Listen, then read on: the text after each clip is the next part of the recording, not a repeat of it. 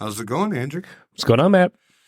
It's going all right. Glad to have you back. Good to be back. How was the traveling? How was the crawfish boil? It was good. Good. Really good time had by all. It's always a stellar event that they put on there, and food's good, fellowship's good. There's nothing to complain about there. So I don't think I've ever really been to a crawfish boil. I believe they dump it on the tables, right? So it's like it's like a flashy. Yeah. Check out all these crawfish and corn and potatoes and andouille sausage. Oh, yeah, and then everybody just everybody reaches in because apparently I can't talk right now. But yeah, it's like a community pile of food, so everybody's reaching in. Or we had some grabbers you could use to kind of scoop stuff back towards you. But it was a really good time, like 60-ish people. That's a good turnout. Yeah. Can't really complain about that for them. So, yeah, it was a good time. They came out with an awesome lapel pin this year for it. Mm-hmm. Pretty sweet. I'm looking forward to it in the future, especially since it's pretty close to my house. Oh, that's always nice. Yeah, it looks like a really fun event. I kind of wish I could have gone, but it looks like, they've been doing it for a couple of years too, I believe, right? Yeah, this is the third or fourth, I think, since Hayes has been doing it. Oh, fun. Yeah. So what's new with you? Oh man, I'm a little worse for wear this morning. Went to a concert last night, the Drowsy Lads. You got to get out of the house, huh? Oh yeah, I told them the Drowsy Lads perform at Irish Fest, and I work one of the stages there. So I promised them that when they came back to Milwaukee, I'd come see them. So had to go pop by to see the show, which was fun. Still made it home at a reasonable midnight o'clock.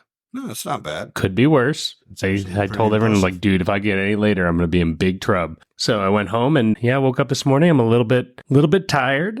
I also think I caught the sickness that's been going around everywhere and everyone's getting to. So I'm like a combo. I could tell I was like snoring all night for sure because I think my nose is stuffed up. So I am tired, but I'm here for fellowship. There you go. Make sure you hit up some of that emergency stuff and get that out of your system before Thursday. We got a Dall-E. Holy boy, I'll be fine. Cool. Well, let's kick this episode off, and we're going to talk today about the fun art of guarding the West Gate. Woohoo.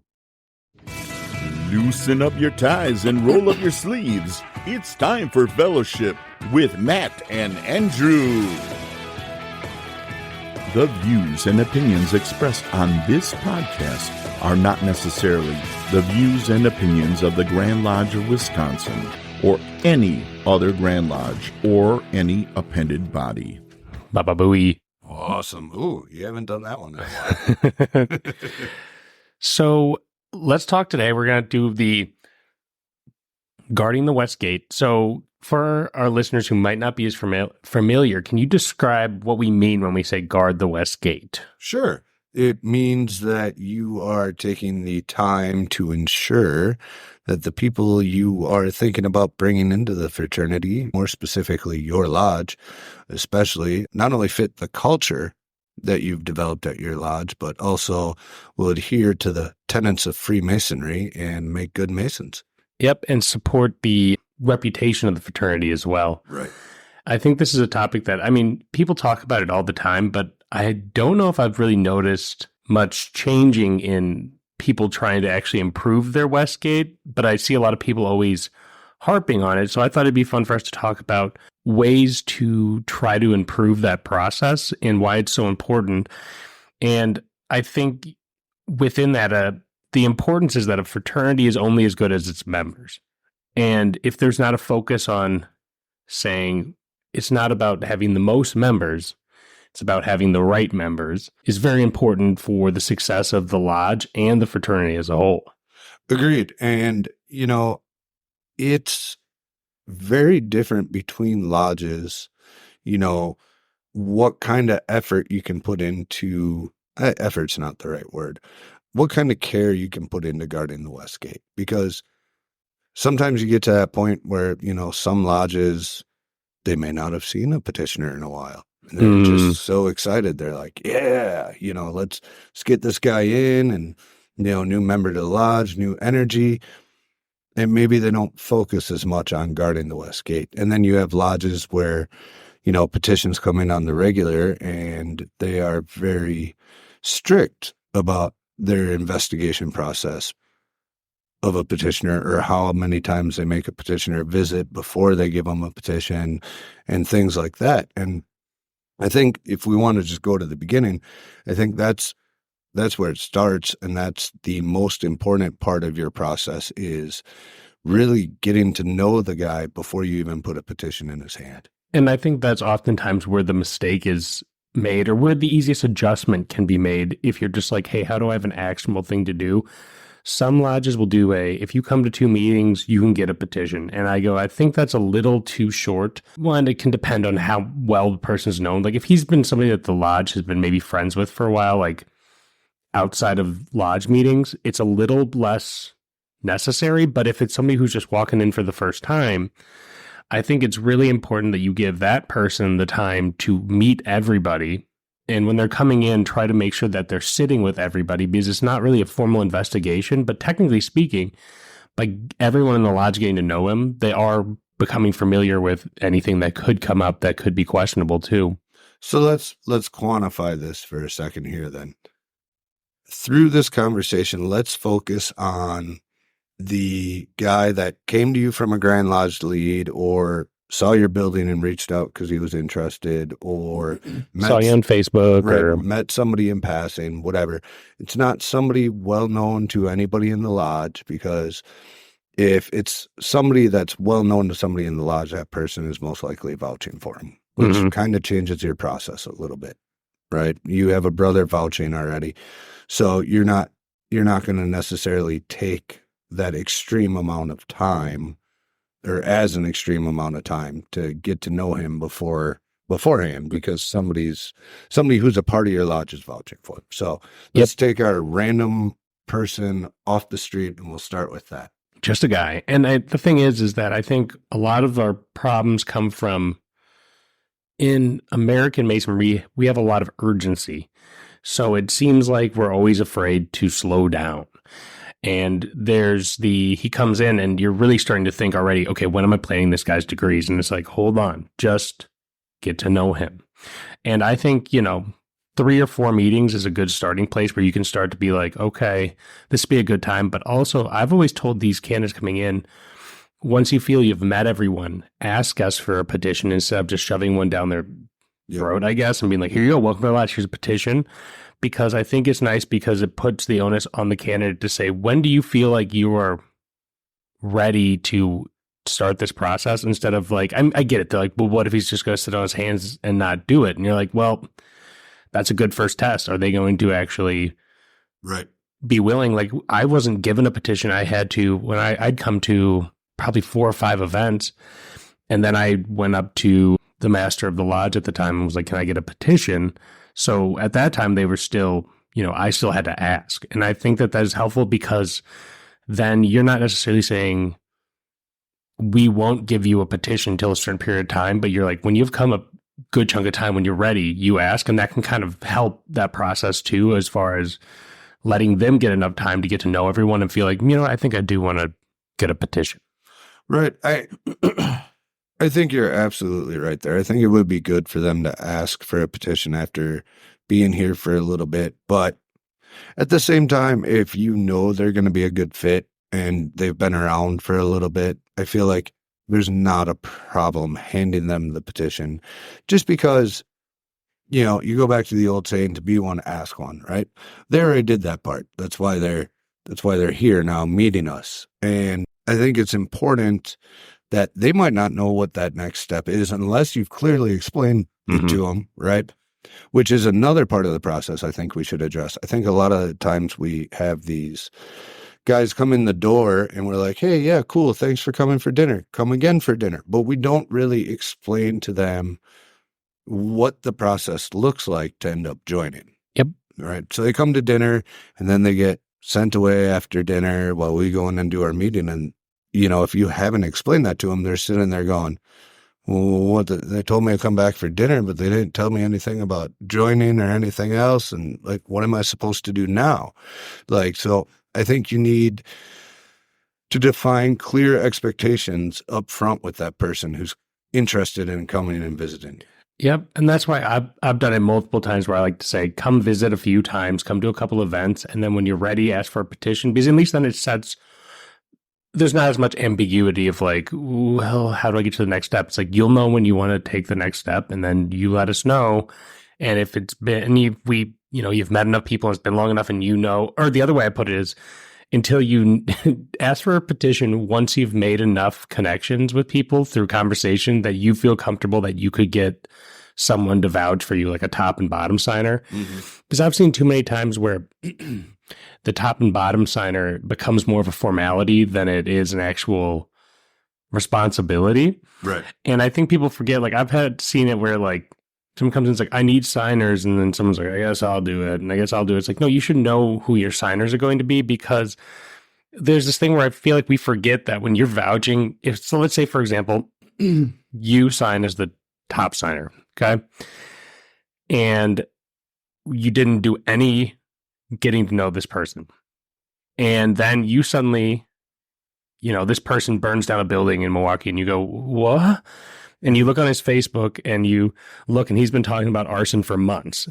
Then your negligence, that is, you are being held, you should be held responsible for that. I would even argue under Masonic charges, if you willfully, like, it's one thing if he's secretly doing something you would have never known. That's not on you. But if it was so obvious that there was a problem here, and then you just signed your name, I think that you are vouching and putting your neck out. And so you should take it very seriously if you are going to sign a petition and vouch for them and say, hey, you better be comfortable that this guy's not going to do something horrible or something that was very catchable before you put your name down. And I think that's a good check and balance to remember, that it is important before you sign that document that you are comfortable vouching for that person. Right. Agreed. And that's the whole point of a top line signer, right? That's supposed to be the person that's vouching the most. That's their proposer. The bottom line signer is just agreeing with the top line signer, right? It's just a double check. Yep. I'd say, it's like, just do your due diligence before you even start the investigation process. So once he asks for a petition, you have people who are confident in this person being a good fit for the fraternity, so they get a top and bottom line signer. Then we move on to the next step, which is I wasn't quite done there yet, but we can go back. I want to back up a second, and I want to say one of the biggest things I tell these guys, even prior to them having a petition, and this is something I feel like is important for lodges to think about, is that this is a two-way interview and getting to know each other process. We're not just getting to know you. You're getting to know us, and we have to be a good fit for you. Now, in more rural areas, maybe it's not as easy to go, yeah, you know what? I think you'd be a great Mason, but that other lodge has the culture that we feel like would fit you better. But in Milwaukee, we have that opportunity, right? Where we can be like, hey, you're a cool dude, or he can say, hey, can I check out another lodge? I just feel like maybe there's a different vibe that would fit better for me. And I think that pays off farther down the line in member retention. Yep. So I think it's important for us to remember that as much as we're getting to know them and interviewing them, they're getting to know us as well before we ever hand them a petition. Yeah, and I've done a similar thing where I try to, during that same part that we're talking about where you explain the joining process, of encouraging the petitioner to visit multiple lodges. Yeah.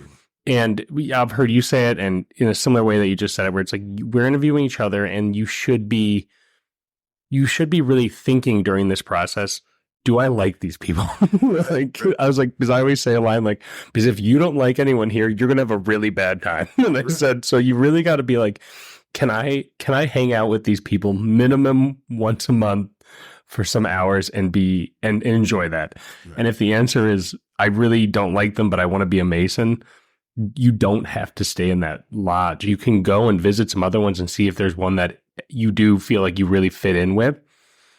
And then that's a good opportunity just to, that's where you would grow the most anyways. Right. Right. I agree. And that's important. Membership at your own lodge is important, but keeping the person in the fraternity and having them have an enjoyable experience in the fraternity is ultimately the goal. And if that means that they would fit in better at a different lodge that has a different culture, does different sorts of activities, then there's no reason you shouldn't maybe have them go visit that lodge as well. We just got to remember we're all on the same team, to be honest. And I think sometimes lodges can get competitive with one another, and they all want to be successful and grow, but not at the expense of, having a Mason be happy or a future Mason be happy. And I think we really have to remember we're all on the same team, and, it's all for the good of the same order. So, right. It all works out in the long run anyways. All right. Exactly. So let's move on to the next point then, where we were heading before I made us backtrack. So you guys got the petition, top and bottom line sign, turn back in. Next thing that happens is it goes to the Grand Lodge to approve and to do a background check. And not all lodges or Grand Lodges do the background checks, but it's a good practice that we do here. But it's a good reminder too that any lodge could request a background check, even if it wasn't necessarily a Grand Lodge requirement. But I think it's a great practice because that's a very easy way just to sift through some information that could be really, you'd want to know about it. Right. Well, and when you're doing that kind of thing, like, yeah, you have like circuit court access and stuff like that. You can look them up on, right? But I think it's important to remember that, maybe you want to do a national database background check because maybe they lived in another state prior to this. Maybe they didn't, but maybe they traveled to another state and did something, that you would want to know about. And so basically what this step contains is this is going to be where you're starting to do high-level research. So this isn't even to the point where you're doing one-on-one interviews, but this is a good point where you start to look for the, like online available types of information.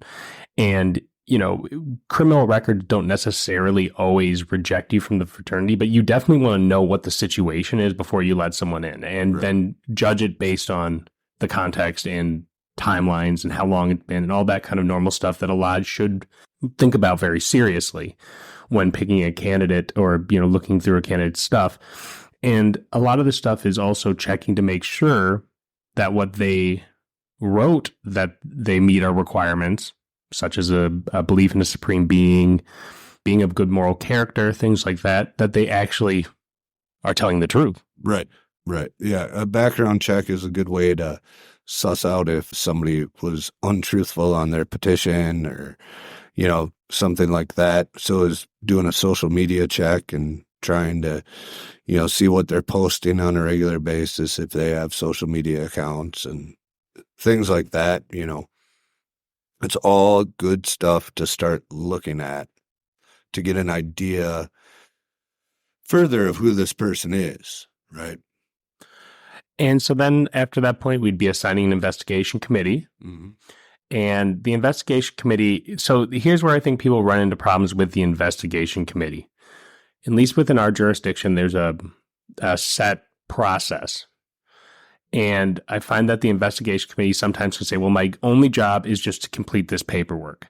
Right. And they recently in our jurisdiction made it a little more broad where they're like, okay, instead of us asking like the same 10 questions, I want you to solve is he of good moral character? Right. And that means you need to use your mind and use your communication skills to try to ascertain that information. So I think in our jurisdiction, we do good moral character, family life, and what's the third one? Time. I don't think it's time. No, it's not time. I don't remember. But so there's a couple of categories that you're trying to basically fill out. And when I've done those interviews, I try to, do it in a place such as the family's home and be able to talk to their family and be like, are you chill with this and stuff like that? So you really should take the time and energy, not just to say, I just need you to check some boxes, but to really try to get to know the person and say, okay, what would help me understand if they're of good moral character? You can ask them stuff like, do do you have any interest in serving in the community? Have you ever had anything you've done that's proud? You can even ask them, what do you think good moral character is? Sometimes I've found just asking them to explain to me what a good person is can really help you understand what their thoughts are on good character too. Well, we have that base list of questions that covers a lot of that stuff. And typically the investigation committees I've been on, we've divided that list up between the three of us in one way or another so that we knew all the questions got hit. That doesn't mean you have to exclusively ask only your questions. I typically try to get on investigation committees where I didn't have much of an opportunity to interact with the person while they were visiting, because now this is an opportunity for a fresh set of eyeballs to look at it and for me to get to know the person who, is potentially coming into our lodge. I've spent 2 hours at somebody's home just talking and going down the rabbit holes and answering their questions and having them answer my questions. But back to that list, and my original point is I have favorite questions I like to ask on there that I feel like can suss things out. So even if those aren't part of my assigned questions, I add them to my assigned questions because I want to know the answer. And it's important too, like when you are sussing stuff out or you're doing your interview, like really pay attention and listen closely and don't just ask a question and then get a response and move on to the next. Probe deeper. Like if there's something about it that they say that is interesting or you're curious about, ask a follow-up question on what their response was, because you'll find that if people are putting on their interview mode, like I'm in interview mode, I'm just going to say what always sounds good. When you make them go a level or two deeper on what they're talking about, it starts to become more honest. It starts to become a little less guarded because they're not able to just go with their blanket, easy, quick, what's a good man? I think a good man's somebody who, does nice things. And you're like, what type of nice thing? You have to push them to really explain themselves. And that's where you get more of the sincere information. And then also you can find in those things where someone is maybe not being honest because they were just hoping you would take it at face value. And it's important to take the time when you are interviewing to be observant, observe their demeanor, observe if you're visiting their home, what does their home life look like? Is there anything in there that seems suspect or that seems like it could be problematic?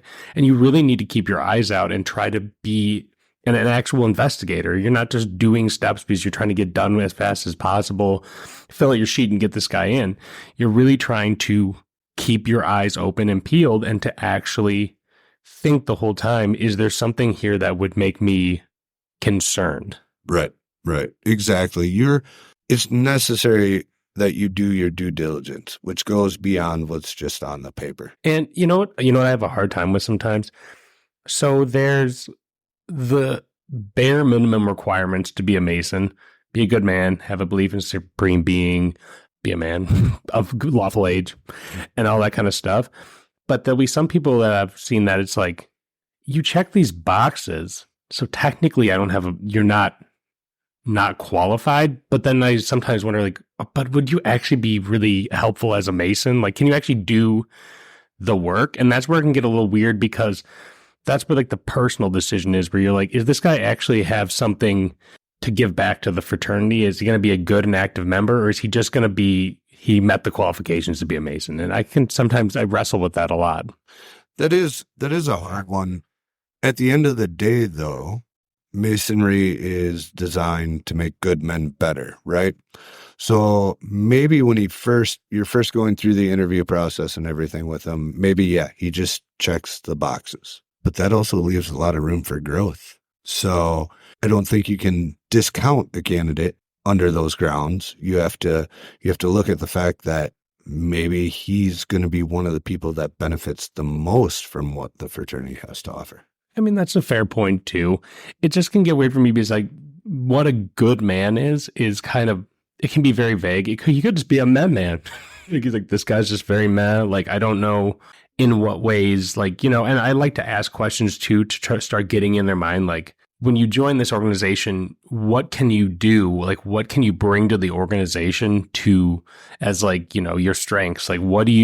How can you be of service kind of thing? Because we are all serving the lodge and one another. So it can be kind of hard where you're like, there's this huge talk about how we need to be more selective to make sure we're getting exceptional people, good men, and making them better. And that, some of the criticisms are that we accept unexceptional people who are fine, and then they are just fine everywhere they go. And that can be kind of the challenges. I've never thrown a black ball over it, but it always sits in my mind sometimes when I'm doing those processes. Like, you'll get some guys where you're like, wow, this guy's awesome. He's going to be the best. And then you'll get some guys where you're like, I guess it's fine. And that can be kind of complicated. And I don't really know how to always handle that. And if I understand your point too, where you're like, but you don't know, this could really like make a difference. And I do agree, but I think you have to keep an eye out for when there is fertile soil and when there is just blah. I don't necessarily disagree with what you're saying, but I don't. Are we going to disagree for one? I think we are. I'm just trying to find my words here. You know what? Actually, I don't think that should be a factor in the investigating committee. And I don't think that should be a factor as to whether you let somebody into the fraternity or not. If they're a good man and they check the boxes and they're going to be a sideliner for their entire Masonic career and not go through the officer line or not do anything like that, that's fine. They're still going to benefit from being part of the fraternity. And the fraternity is potentially going to benefit from having them there if they're always there, always supportive, help where they can, things like that. And even if they don't, even if they just show up and have a good time and enjoy fellowship and people get along with them, that's enough. Yeah, I guess. I mean, and it's one of those things too, where it's like, I guess then that plays into the be selective with your officer line too. Like, because if someone's just totally basically like, you're very qualified to be here, but not really take on high levels of responsibility, you really need to be careful with that. But yeah, that's where I can always get a little bit challenged in those two, is that there's a lot of people who are qualified, but I wouldn't always say they're always worthy, which can kind of sound snooty, I guess. But that's part of the process too, is seeing if they're actually a good fit for your lodge as well. So that's the other thing, is we're saying, if this guy's going to be a horrible fit for your lodge, but still checks all the boxes, do you just, send him through the degrees? It can get a little complicated in trying to figure out. When it comes to a fit for your lodge, you're hoping if he's just not really vibing with the type of culture you have going on, you're hoping you can send him to another lodge that would fit him better, right? That's the hope. But if you get a guy that's not really vibing with the culture of your lodge and him going to another lodge isn't an option, what can you do to make him feel welcome? That's true.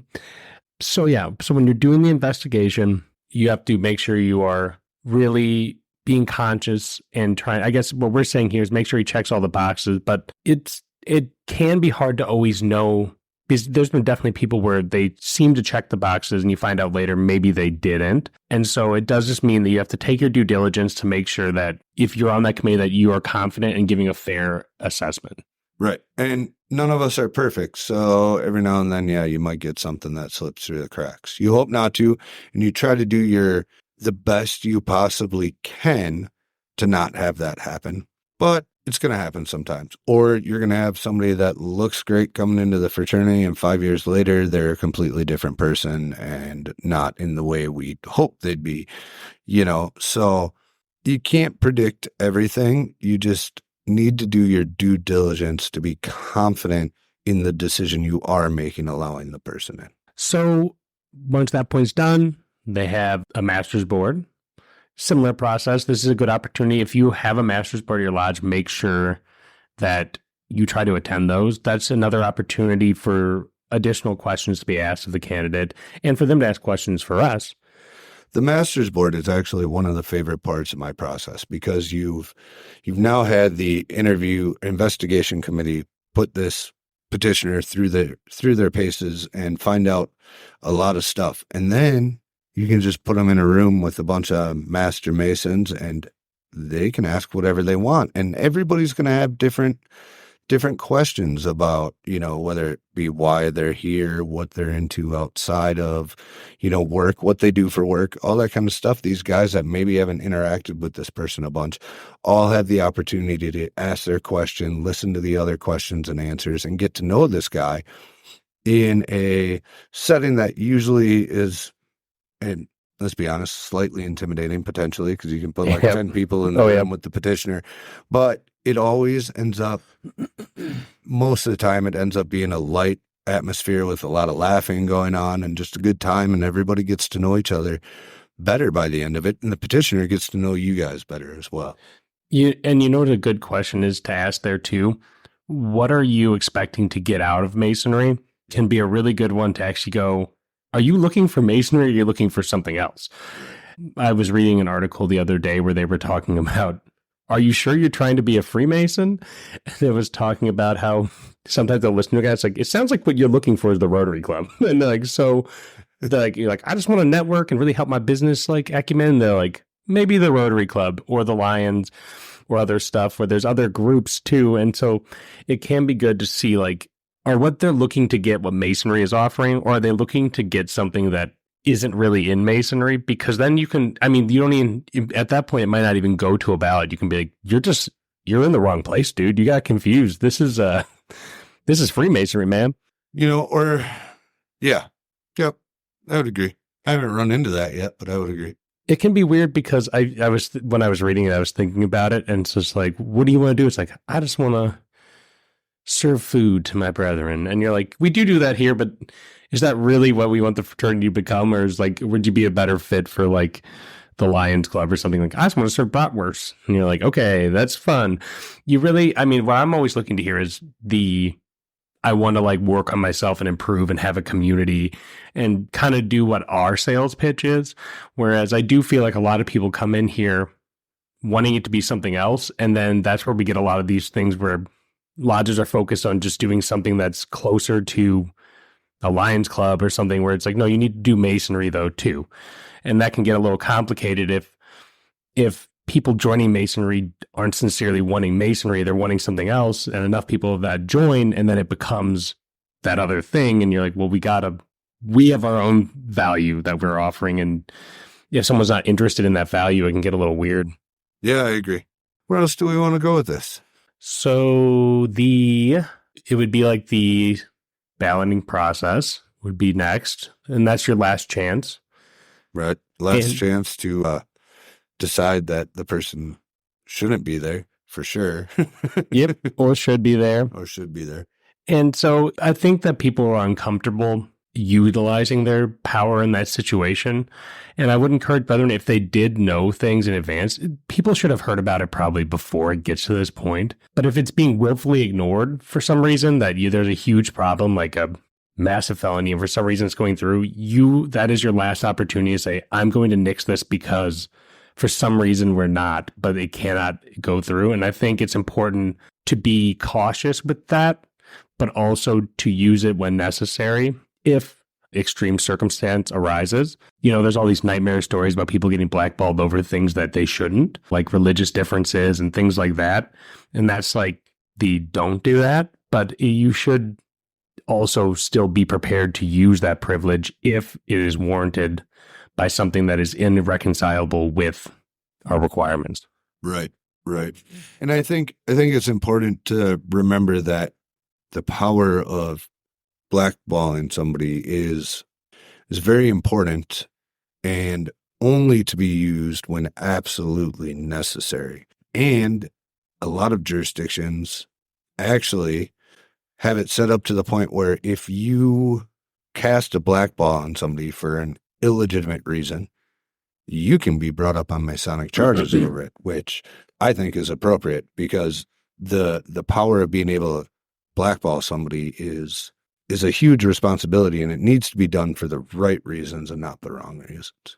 And if you have the right reason, and it's weird because I believe like traditionally you weren't able to even ask the why. It's when, well, someone around here said no, which I think kind of makes sense. But at the same time, I guess, how do you maintain the anonymity that it requires if you're asking, okay, whoever did that, let me know why? Well, so the way it works or is supposed to work is the person that does it has X number of hours to have a personal conversation with the worshipful master regarding the reasons as to why. And, true to some of our obligations, you should not. That conversation happens in private and the worshipful master should not be divulging anything that's not necessary details, aka who the person was. I can see both sides of that too, where I'm like, there should be some oversight, but then it kind of defeats why is it anonymous if it's not anonymous? I wish you could just slip a letter in the mailbox and be like, I'm just going to slip a letter, put a letter in the mailbox in the next whatever days and we'll review it then. But because I know that some jurisdictions, that's absolutely but it just depends place to place. Right. Well, and I mean, I'm sure a letter would be fine too, as long as it was, the reasons were given why and it was undersigned. But, the way it works is, anybody who's a Mason listening to this knows what our obligations are. And therefore, if that conversation is asked to be kept in private and is supposed to be a private conversation, that's the way it should remain. Mm-hmm. Obviously, if the brother acted in a way that is inappropriate and would justify, being like, hey, no, dude, we can't blackball somebody for that. And depending on how hard it went against Masonic tenants potentially, then, yeah, maybe you do have to look at bringing up charges and make it a little more public. But at that point, somebody's acting in the opposite interests of the fraternity. Always fun. Oh, yeah. It's a fine line to walk, man. It's a fine line to walk. Cool. I guess so, basically the whole reminder is just don't rush your investigation process. If you are going to sign as a top or bottom signer, understand that you're sticking your neck out for this person. So be comfortable that you know them well enough to do so. Don't rush giving them a petition. Take the time to get to know them. Be observant. Do your due diligence. Don't be negligent. And make sure that we're trying to get people who should be here, so we don't have to deal with the drama of people who shouldn't. Oh, yeah. There's been plenty of that in the fraternity lately, too. Yeah. So not here in Wisconsin, elsewhere. Anywhere but here.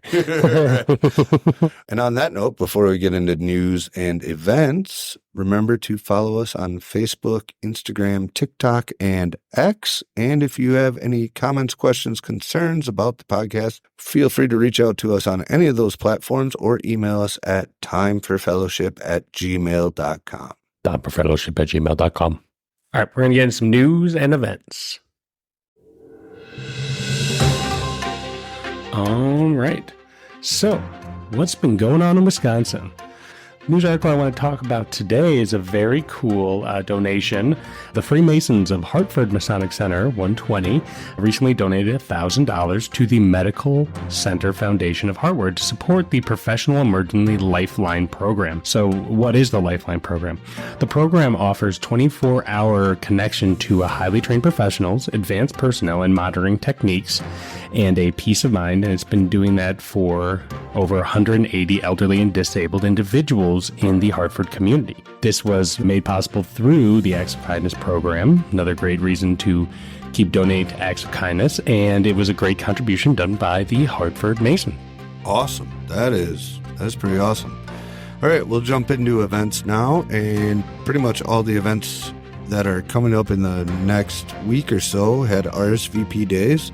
So we'll skip right past those and we'll start with March 3rd. Reedsburg Lodge number 79 is doing their chicken pie pickup. They do some pretty awesome chicken pot pies.